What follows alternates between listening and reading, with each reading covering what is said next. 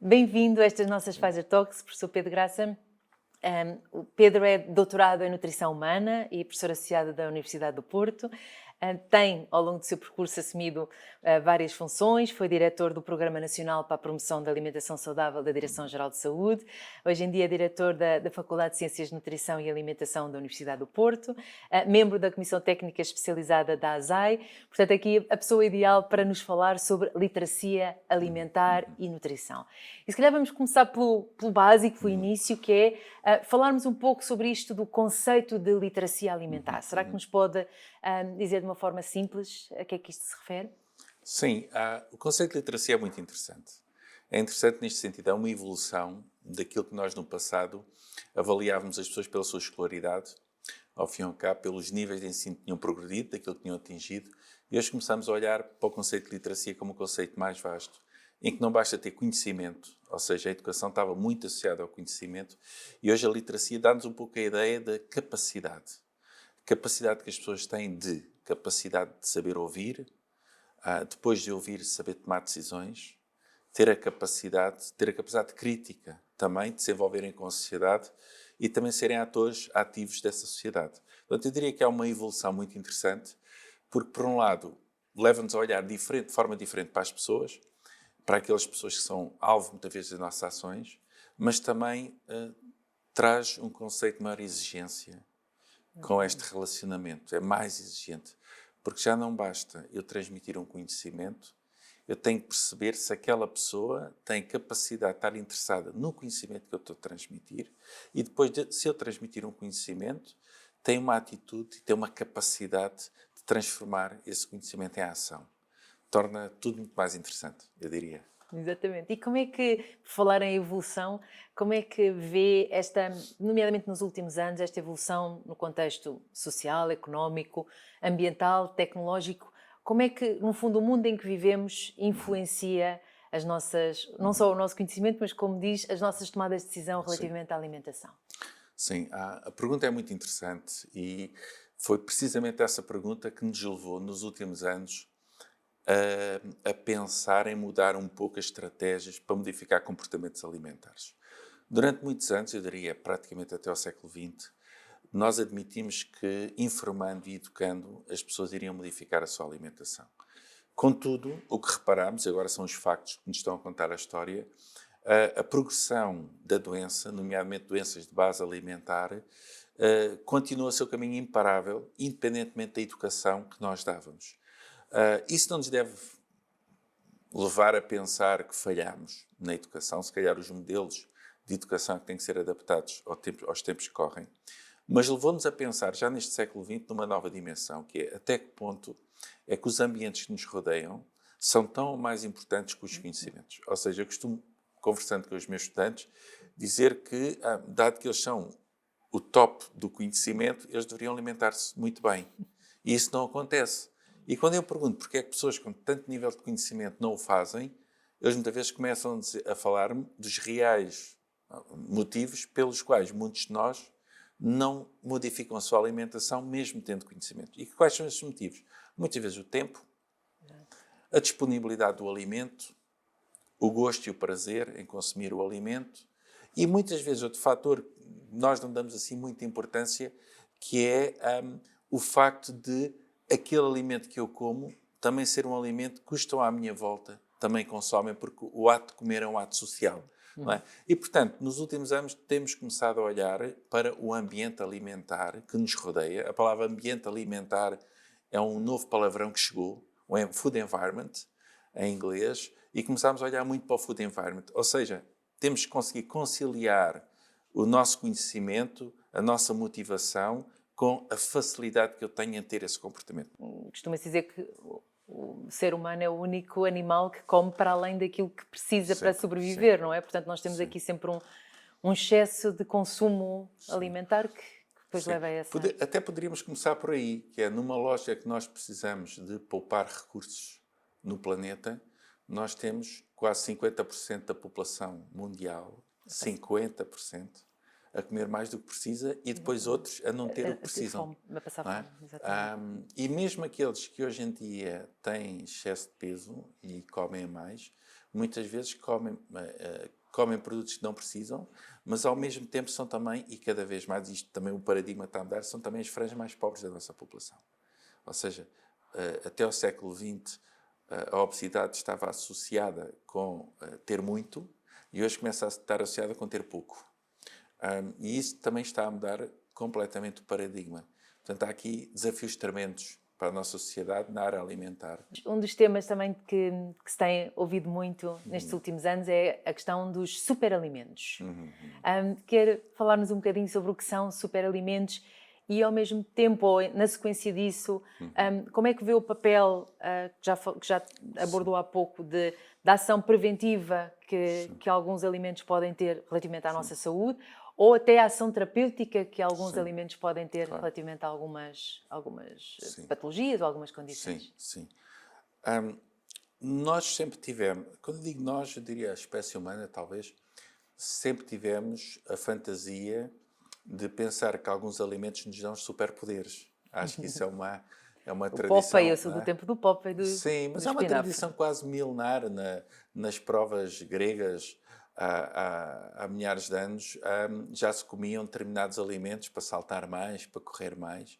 Nós hoje continuamos a ver isso com os nossos atletas que consomem determinados produtos às vezes a pensar que lhes dão características mágicas. Por outro lado, a ciência tem vindo a demonstrar, de facto, há um conjunto de alimentos que são muito interessantes do ponto de vista nutricional. E terceiro ponto, também um alimento pode ter em média 2.000, 3.000 substâncias e nós conhecemos 100. A nossa ignorância ainda sobre esta área é grande e temos de ter alguma precaução para não criar superlativos em relação a algumas propriedades. O que nós sabemos dos superalimentos, e desconstruindo um pouco essa ideia, é de que nós precisamos de um conjunto de nutrientes que devemos ingerir ao longo do dia e eles estão dispersos por um conjunto enorme de alimentos. Portanto, a primeira ideia, não desvalorizando os alimentos, que são muito interessantes do ponto de vista nutricional, dizer isto. Uma alimentação é tão mais saudável quanto diversa ela é. Porque cada alimento dá um dos muitos milhares de ingredientes que precisamos, de nutrientes, e misturando de forma sábia esses alimentos é o segredo. Portanto, depender de 2 ou 3 alimentos, que às vezes uma pessoa quando acha que há um superalimento, portanto eu devo comer sempre e muito. E isso é o primeiro passo para uma alimentação não equilibrada. Portanto, fazendo este preâmbulo, que é um preâmbulo grande, o que é que eu poderei dizer destes alimentos que nós podemos chamar superalimentos muito interessantes? São alimentos que têm a capacidade de nos dar um conjunto de nutrientes interessante, geralmente nutrientes, a maior parte dos nutrientes, quase todos eles, eu diria a maioria, são necessários no nosso organismo em alguma percentagem, mas são capazes de dar estes nutrientes e, ao mesmo tempo, não nos oferecendo uma quantidade muito elevada de energia. A maior parte dos vegetais, eu quase que os posso considerar superalimentos. Porquê? Porque a maior parte dos vegetais tem quantidades muito elevadas de vitaminas, minerais, substâncias químicas, antioxidantes, substâncias protetoras. Elas estão lá em grandes quantidades e, ao mesmo tempo, da maioria, exceto, eu diria, os cereais, alguns tubérculos, mas a maior parte dos hortícolas e destes produtos de cores muito variadas são produtos com uma riqueza fitoquímica enorme e que nós temos de ter a capacidade de integrar na nossa alimentação. Relativamente às correntes alimentares, e nos últimos anos têm surgido também várias correntes, se calhar sem querer entrar aqui em grandes especificidades, mas já nos falou da importância da alimentação variada, diversificada, mas diria, há assim alguma receita mágica ou alguma, digamos, corrente alimentar que considere que de facto é mais adequada para termos uma alimentação diversificada e saudável? A alimentação dos povos adapta-se sempre ao sítio onde estão. Durante muitos anos aconteceu e continua a acontecer.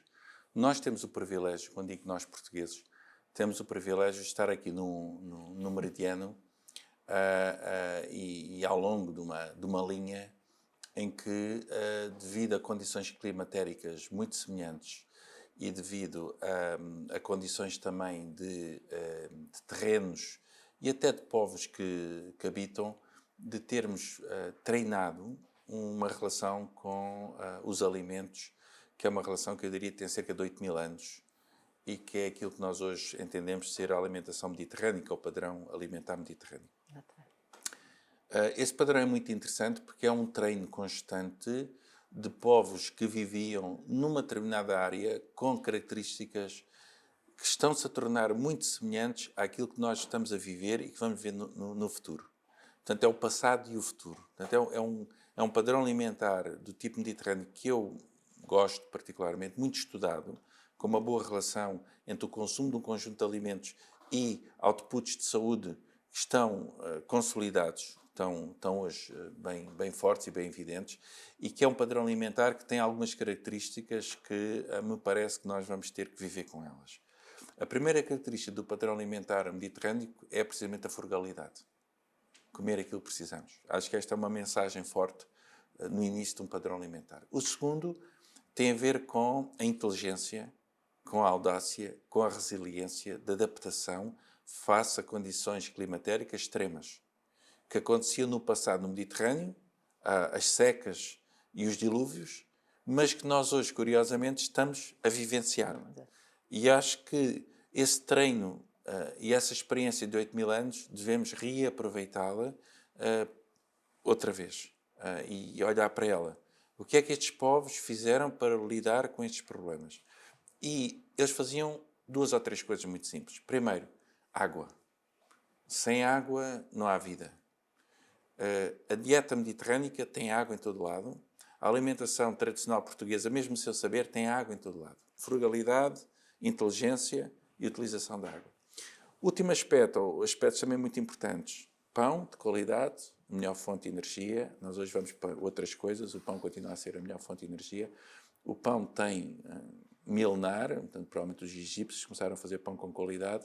Consegue-se fazer pão com 3 produtos praticamente: farinha, água e um bocadinho de fermento. Sal pode-se pôr ou não, um bocadinho também. Mas é o mais básico que há e o produto é quase mais puro que nós podemos ter como fornecedor de energia. Aqui neste cantinho, que é mediterrâneo, por afinidade, e atlântico por formação, temos neste cantinho toda a tradição do Mediterrâneo, desde que o Marco Polo nos trouxe do arroz, das massas, e que chegou tudo aqui, e depois os portugueses pegavam nos seus barquinhos e foram pescar tudo aquilo que do outro lado do Atlântico nos trouxe também. Portanto, coisas novas.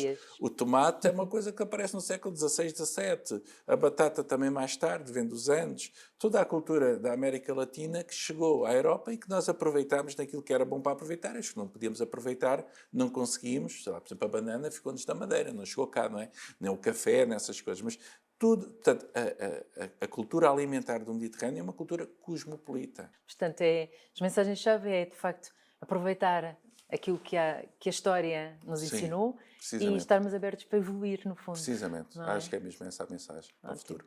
Olha, eu fiquei fascinada e ficaria aqui a ouvi-lo durante muito mais tempo. Confesso que já com um bocadinho de fome com tudo aquilo que falámos. Muito obrigada, professor Pedro Graça, por nos ter transmitido tantas reflexões e tantas histórias aqui que me encantaram e estou certo que irão encantar quem nos vai ver e ouvir. E muito obrigada uma vez mais. E até à próxima. Deus. Obrigada.